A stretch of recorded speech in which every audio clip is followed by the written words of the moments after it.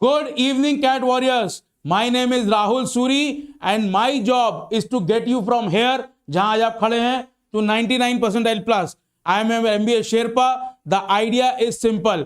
मैं आपको क्लाउड 9 से लाके कोई बहुत ग्रैंड स्ट्रेटजी, ग्रैंड प्लान, कुछ नया चमकता धमकता ये सब नहीं दिखाना चाहता. और आप मेरी बात मानिए, और कोई भी मेंटर हो, यूट्यूब पे हो, ऑफलाइन हो, कहीं भी हो, किसी के पास कोई ग्रैंड प्लान नहीं है.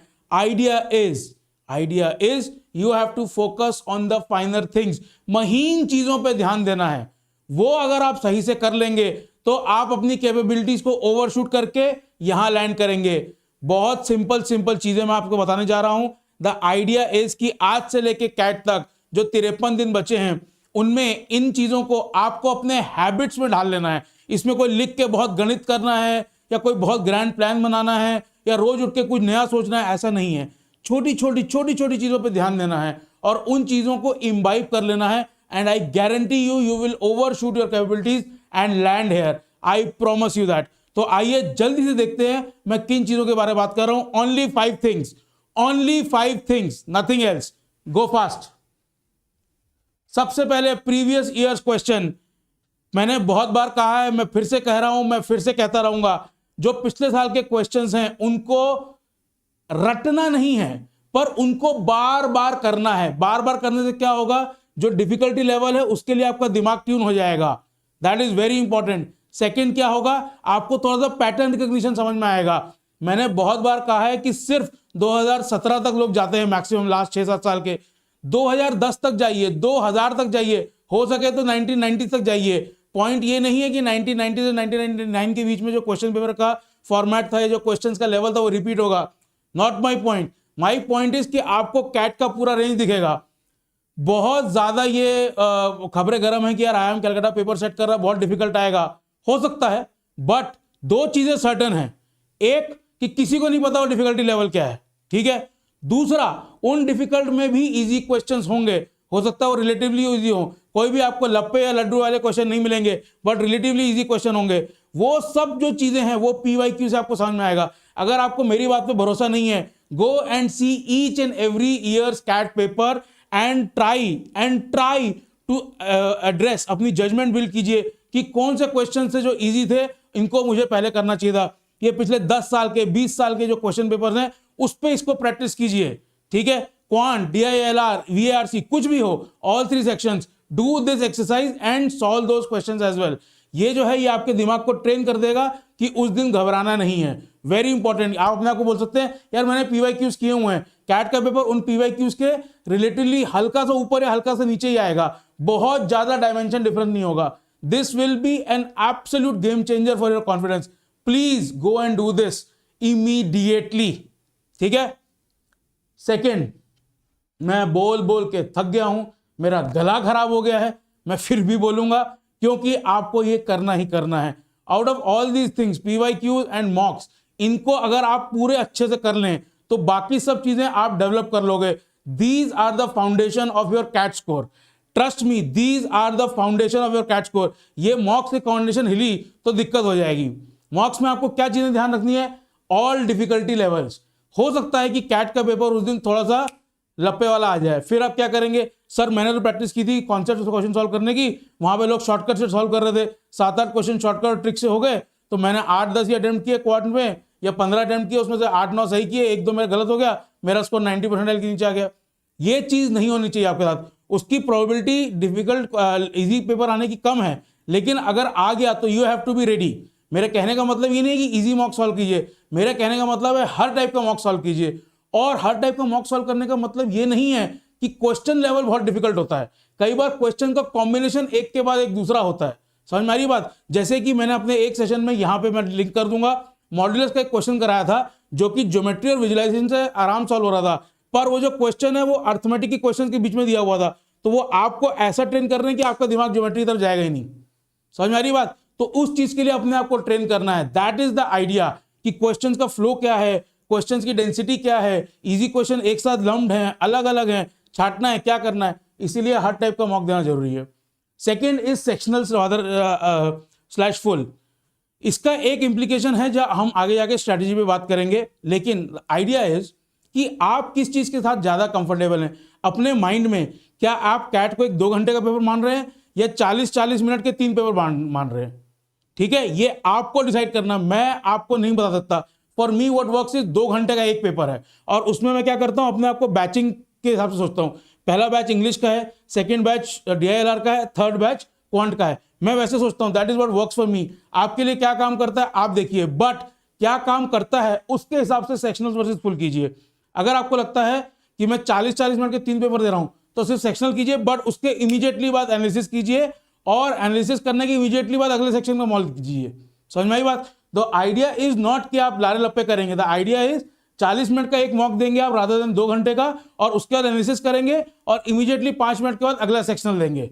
ठीक है, सेक्शनल का मतलब ये होता है, ये नहीं कि आज इंग्लिश दिया और 2 दिन के बाद क्वांट दिया या DILR दिया। That is not what I mean. Very important analysis. अरे भाई साहब देखिए, मॉक में आपको जो एनालिसिस करना है वो सिर्फ क्वेश्चंस का नहीं करना है, आपके जजमेंट का भी करना है। जब मैंने DILR की स्ट्रैटेजी कराई थी, यहां पे लिंक्ड है, आप जाके देखिए, मैंने उसमें बहुत स्ट्रेसफुली कहा था 4 1 2 3 4 1 2 3। मतलब क्या है कि आपको प्रायोरिटी लिस्ट लिखनी है, लिखनी ही लिखनी है। वो लिखे बिना आगे जाना ही नहीं है। जब तक वो गेट क्रॉस नहीं किया, मान लो आप जू में जा रहे हो, टिकट खरीदनी है तो वो 4 1 2 3 है, उसके बिना आपको आगे नहीं बढ़ना है। इसी तरह से इट इज वेरी इंपॉर्टेंट कि एनालिसिस में आप सिर्फ क्वेश्चंस के सॉल्यूशंस का एनालिसिस नहीं कीजिए, आप एनालिसिस कीजिए आपने राइट क्वेश्चंस पिक किए, राइट ऑर्डर में पिक किए, इजी क्वेश्चन तो नहीं छोड़ दिए, डिफिकल्ट क्वेश्चन पे ज्यादा दिमाग तो नहीं लगा लिया, अपना ईगो को बहुत ज्यादा सपोर्ट तो नहीं कर दिया, इस टाइप की चीजें। वो जो मेंटल एनालिसिस है, वो जो आपके जजमेंट का एनालिसिस है, वो जो आपके स्ट्रेस का एनालिसिस है, that is as important. Note register. देखिए 2 तरीके हैं इसको सोचने के। एक तो क्या है कि मैं अपनी मिस्टेक साथ बाय साथ ठीक करता चलूं, ठीक है, और अगर मैं अगले मॉक में वो मिस्टेक नहीं कर रहा हूं या सिमिलर क्वेश्चन में मिस्टेक नहीं कर रहा हूं तो मैं उसको रजिस्टर से काट दूं। मेरा ऐसा रुझान होता है, या this is what I feel, कि अगर मैंने कोई मिस्टेक की है, मान लीजिए मैं अभी 2 महीना दूर हूं या 50 दिन दूर हूं कैट से, मैंने एक नोट रजिस्टर में लिखा हुआ है यार ये मेरी मिस्टेक्स हैं, मैं पहले करता हुआ हूं, और आज के मॉक में मैंने वो मिस्टेक नहीं की, या मुझे याद आ गया कि ये मिस्टेक मैंने पहले की थी, मैं रिपीट नहीं की, सो आई विल राइट गुड जी, वहां पे लिख लूंगा मैं, ताकि मुझे वो कॉन्फिडेंस आ जाए इंटरनली। लेकिन उसको मैं काटूंगा नहीं। तो जो नोट रजिस्टर है वो आप मेंटेन कीजिए। आई होप आपने जो मॉक्स का एनालिसिस किया है उसमें से आपने कुछ कॉमन मिस्टेक्स अपनी लिखी होंगी। मैं एक बहुत ही कॉमन मिस्टेक का एग्जांपल दे रहा हूं आपको। कैट में, क्वांट के पेपर में, DILR के पेपर में 99% चांस है कि एक क्वेश्चन आएगा जहां से अगर आपको 2 3 4 5 की पावर याद है तो आप जल्दी सॉल्यूशन निकाल पाएंगे। एंड जल्दी से मेरा मतलब ये नहीं कि कैलकुलेट जल्दी कर पाएंगे, एक का स्टेप स्किप कर पाएंगे, या आपको किस डायरेक्शन में जाना है वो आपको समझ में आ जाएगा। वो चीज आपने पिक की कि नहीं की, उसको आप रिकॉग्नाइज कर रहे हो कि नहीं कर रहे हो, इस टाइप की चीजों को आपको ध्यान रखना है। समझ में आ रही है बात? ये बहुत कॉमन चीज है। हो सकता है कि आपको कोई प्राइम नंबर का क्वेश्चन आए, आपको सारे प्राइम्स याद हैं कि नहीं, और जैसे ही आपने लिखा कि यार ये मुझे नहीं याद है, अगले दिन सुबह के लिए फ्लैश कार्ड बनाइए। समझ में आई बात? इस टाइप की चीजें की बात कर रहा हूं। जो क्वेश्चन सॉल्यूशन आंसर का अप्रोच है वो तो करना ही करना है, but that is the kind of mistakes that you need to recall and need to remember and need to correct on this journey. ठीक है, now that we are talking about mocks, let me introduce to you the best mock package that you can get. Idea is very simple. You are preparing for CAT. Everything, the comprehensive pack is available to you for only 3,999 rupees. There is nothing more that you need to prepare for CAT 2024. And mocks, मैं बहुत बार बोल चुका हूं, Unacademy के mocks are by far the best. They are the most comprehensive. They will introduce you to every level of difficulty, and not only level of difficulty high, but sometimes relatively lower level of difficulty as well. जहां पे आपको हो सकता है कि quant में जहां 14-15 number पे 99.99% आ रहा था, हो सकता है वो 18 तक चला जाए, उसके लिए भी मेंटली रेडी रहना है। तो वो जो मेंटल रेडीनेस है वो आपको यहां से मिलेगी। All the mocks you give, you will be entirely absolutely ready. ठीक है, please go ahead and purchase them, use my code RS8. These are the packages that are unbeatable in the market. Moving on, time management. अब time आ गया है, time को time से compare किया जाए। कहने का यह मतलब है कि टाइम जो है वो आपका फ्रेंड नहीं है। फ्रेंड कैसे नहीं है? आपके पास प्रिपरेशन का टाइम भी कम है, और जो कैट के 2 घंटे हैं वो भी टाइम आपके लिए कम है। मेरा पॉइंट क्या है कि अब से लेके कैट के दिन तक आपको हर चीज has to be measured in time. Has to be measured in time किसको समझ में आ रहा होगा? बॉम्बे और बैंगलोर वाले को। एक पॉइंट से बी पॉइंट जाना है तो हम ये नहीं बोलते कि 8 किलोमीटर है, हम बोलते हैं 1.5 घंटा है। समझ में आई मेरी बात? तो ये पॉइंट है। एलओडी जो हम बोलते हैं, लेवल ऑफ डिफिकल्टी, वो आपको ये नहीं करना है कि कितने स्टेप्स में क्वेश्चन सॉल्व हुआ, कितना टाइम लग रहा है। That is what I mean, time measurement. ठीक है, तो हर चीज को टाइम से ही मेजर करना है। उसका आइडिया क्या है कि you will learn how to manage the time stress. अगर आपको कोई चीज 3 दिन के बाद देनी है, आप रिलैक्स होते हो, कोई चीज आपको आज शाम को डिलीवर करनी है, आपका दिमाग घूम जाता है। बस वही आइडिया है, आपको अपने दिमाग को ट्रेन करना है कि उस स्ट्रेस को कैसे झेलें। वो स्ट्रेस अवॉइडेबल नहीं है, ठीक है, स्ट्रेस अवॉइडेबल नहीं है, झेलना कैसे है उसकी प्रैक्टिस करनी है। और उसकी प्रैक्टिस कैसे करनी है, आपको फर्क करना है टाइमिंग वर्सेस टाइमर्स में।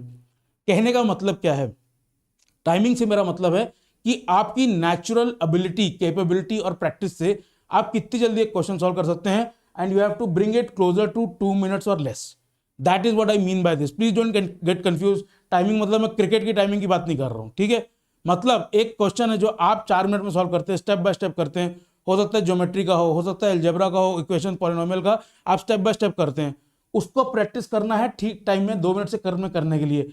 मैं उन चीजों की बात कर रहा हूं जिसके कंसेप्ट आपको क्लियर हैं पर टाइम फिर भी लगता है। आप समझिए इस बात को, जो आपकी स्ट्रेंथ है, जिसके कंसेप्ट क्लियर हैं, उसमें ये टाइम को कम से कम करना is one of the primary objectives of these 50 days. और वो कैसे हो सकता है, प्रैक्टिस से और मॉक से। So this is what I mean, अपनी टाइमिंग को और जो टाइमर की टाइमिंग है 2 मिनट, उसका गैप क्लोज करना है, ठीक है, very important. 2 minute rule in prep, हर चीज, everything you do in 2 minute interval.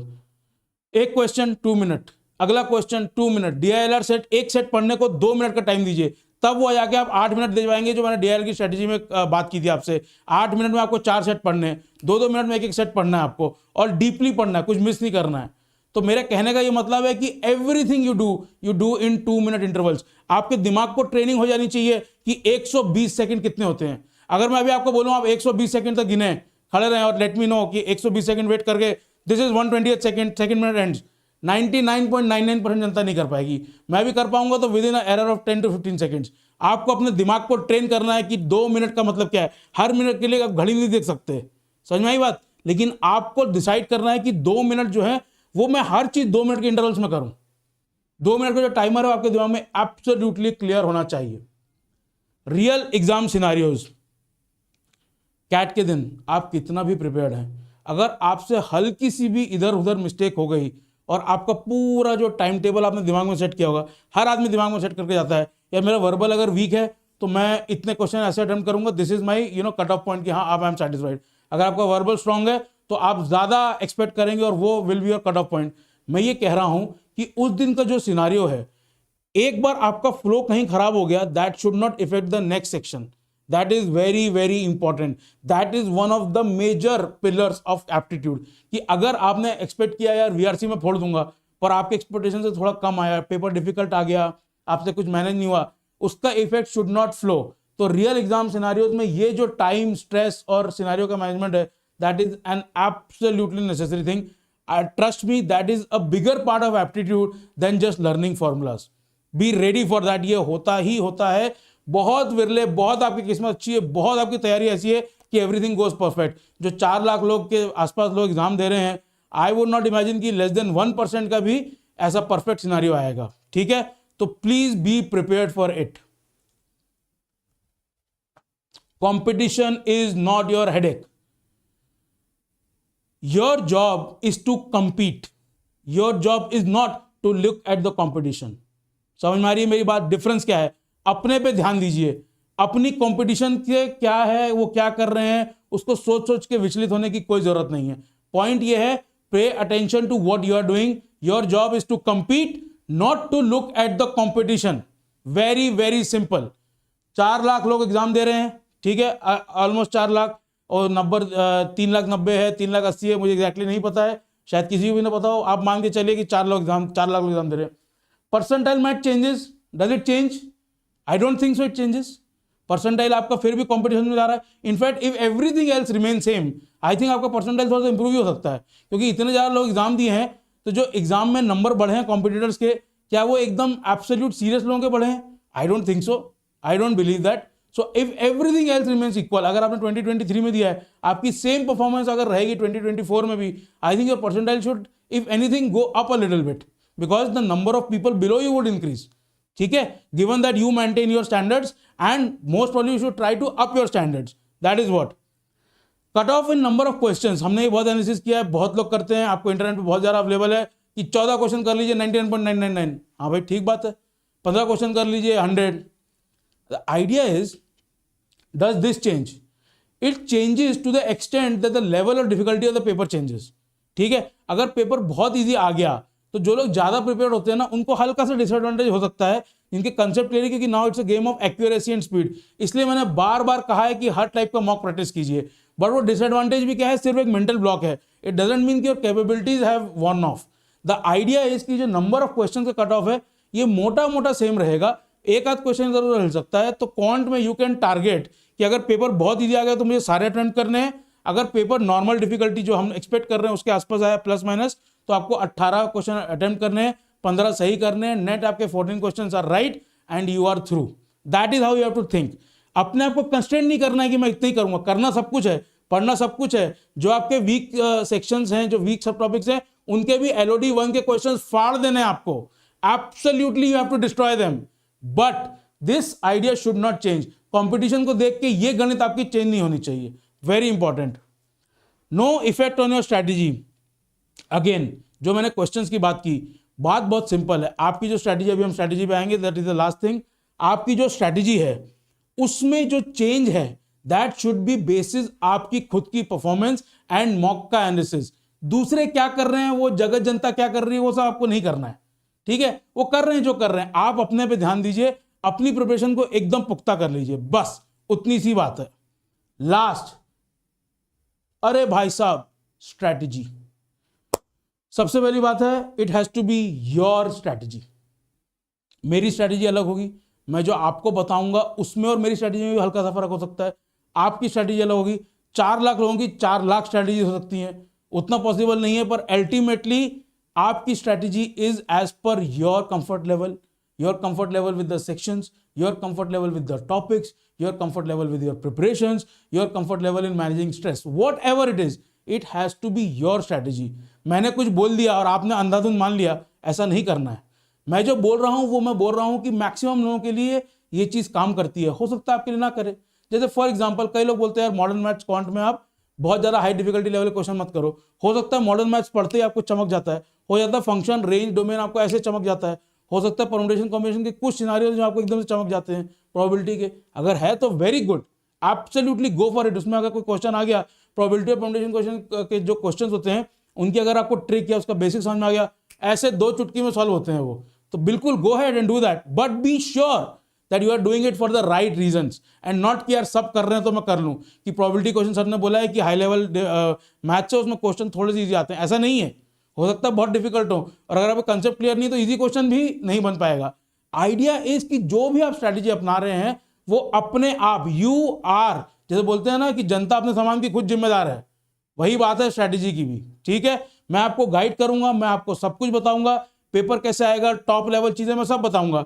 पर जो महीन चीजें हैं जो आपको चॉइस करनी है वो आपकी ही हैं, वो मेरी नहीं है, किसी और की नहीं है. Please make that sure. October, आज अक्टूबर 1 है, कल गांधी जयंती है. By the way, wish you all a great Gandhi Jayanti. Take a break, सबकी छुट्टी है, नेशनल हॉलीडे है. Take a break. What I want to do is make a list of the type of strategy that you want to test. कैसे test करेंगे? Well, I quant का पूरा paper मैं एक नजर में देख लूंगा 4 मिनट लगा के. Is that one thing that you want to do? I would not suggest that, but try it. एक बार ट्राई करके देख लीजिए. मैं क्या करता हूं, मैं 4 क्वेश्चंस देखता हूं, उन 4 में से जो 2 इजी लग रहे हैं वो कर लेता हूं, फिर अगले 4 देखता हूं, जो 2 इजी लग रहे हैं कर लेता हूं. ऐसे 4-4 के बैच में करता हूं मैं. This is my way of doing it. मुझे कंफर्टेबल है, मेरा दिमाग ऐसे सेट है. आपका अलग हो सकता है. आप 6 क्वेश्चन देख सकते हैं, आप 2 क्वेश्चन देख सकते हैं और हर 2 में से चूज कर सकते हैं, जैसे सॉर्टिंग एल्गोरिथम काम करता है जो भी कंप्यूटर साइंस के स्टूडेंट्स है. जो भी आपकी स्ट्रैटेजी है, 4-5 चीजें लिख लीजिए और अगले हफ्ते या इस हफ्ते तक 15 अक्टूबर तक उन सबको टेस्ट कर लीजिए. Very very very important. ठीक है, तो October is the month of experiments. 31 अक्टूबर को आपकी स्ट्रैटेजी शुड बी ये है. समझ में आई?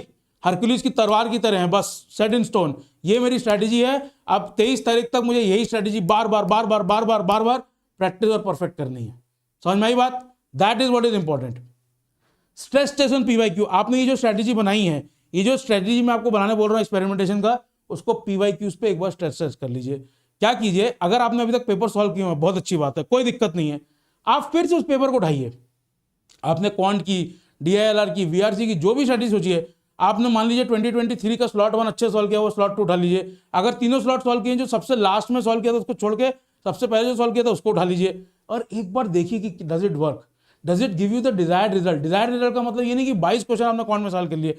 डिजायर्ड रिजल्ट ये है कि कोई इजी क्वेश्चन तो मिस नहीं कर दिया आपने, और जो क्वेश्चन है वो 2 मिनट में पिक किए कि नहीं किए, ये कीजिए। इसको पीवाईक्यूज पे 2017 तक के पेपर में जाइए, हो सकता है वहां पे नंबर ऑफ क्वेश्चंस डिफरेंट है। आई अंडरस्टैंड दैट कि 66 क्वेश्चन से लास्ट के 3 साल से आ रहे हैं, इसलिए मैंने वहां पे बैचेस में लिखा था पीवाईक्यू। आइडिया इज कि जो आपका लॉजिक है, जो आपकी प्रिपरेशन का लॉजिक है, वो काम कर रहा है कि नहीं कर रहा है, that is the most important thing. बाकी दुनिया क्या कर रही है उससे कोई लेना देना नहीं, मैं पहले ही बता चुका हूं। आपकी स्ट्रेटेजी को स्ट्रेस टेस्ट करना जरूरी है। लास्ट हर जो स्ट्रेटेजी है दैट विल बी टेस्टेड। आपको पता है दुनिया का वन ऑफ द बेस्ट जो बॉक्सर है Mike Tyson, he said I think every boxer has a plan till he gets hit for the first time. समझ में आ रही है बात? तो what you can make sure is कि CAT is coming to punch you. The idea is to train well. अपने punches के साथ आपको ट्रेन करना है।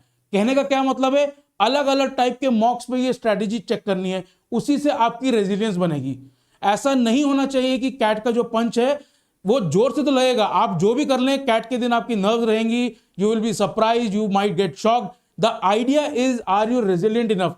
वो कैसे है, आप अपने आप को बार बार सरप्राइज और शॉक कीजिए। हर दिन मॉक अटेम्प्ट करना है, at least sectionals if not full मॉक्स।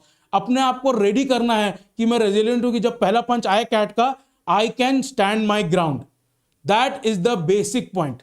ये बहुत जरूरी है, ठीक है। तो ये छोटा सा वीडियो था, इसमें मैंने आपको कोई बड़ी स्ट्रैटेजी नहीं बताई है, कोई बड़ी स्ट्रैटेजी आपको काम नहीं आएगी, आपको अपना योर स्ट्रैटेजी ही करनी है। बट वो स्ट्रैटेजी को बिल्ड कैसे करना है, उसके लिए ये चीजें आपको करनी ही करनी पड़ेंगी। पीवाईक्यूज करने ही करने पड़ेंगे, मॉक्स करना ही करना पड़ेगा, स्ट्रेस मैनेजमेंट, टाइम मैनेजमेंट करना ही पड़ेगा। कंपटीशन के बारे में सोचना is an absolute waste of time, absolute waste of time. और जो आपकी स्ट्रैटेजी है वो आपकी स्ट्रैटेजी है, मेरी स्ट्रैटेजी किसी और की स्ट्रैटेजी नहीं है, आपकी स्ट्रैटेजी है। आपको इस तरह से बनानी है, अपने आप को जानना है। No yourself is the first step, and आपकी स्ट्रैटेजी को आपको रेजिलिएंट बनाना है, ताकि कैट के दिन पंच भारी ना पड़ जाए यार, ठीक है। That is the idea. Last but not the least, जो लोग कर रहे हैं 2025 की तैयारी, उसके लिए, उनके लिए इससे बेटर कोई ऑफर नहीं है मार्केट में। If you crack CAT and go to top IIMs in 2025, it is upon us, otherwise 2026 में we prepare you. That is the idea. So with this I give you permission to go ahead and do as many experiments with as many mocks in October as you can. आप 30 mock दे सकते हैं, 50 mock दे सकते हैं, जो करते हैं अक्टूबर में एकदम एक्सपेरिमेंट्स मचा दीजिए आप, और उसके बाद नवंबर 1 से हर दिन आप मॉक देंगे अपनी सॉलिड स्ट्रैटेजी के साथ। तो अक्टूबर 31 को you should have a strategy set in stone. With that I say good night, good luck, happy Gandhi Jayanti, take care.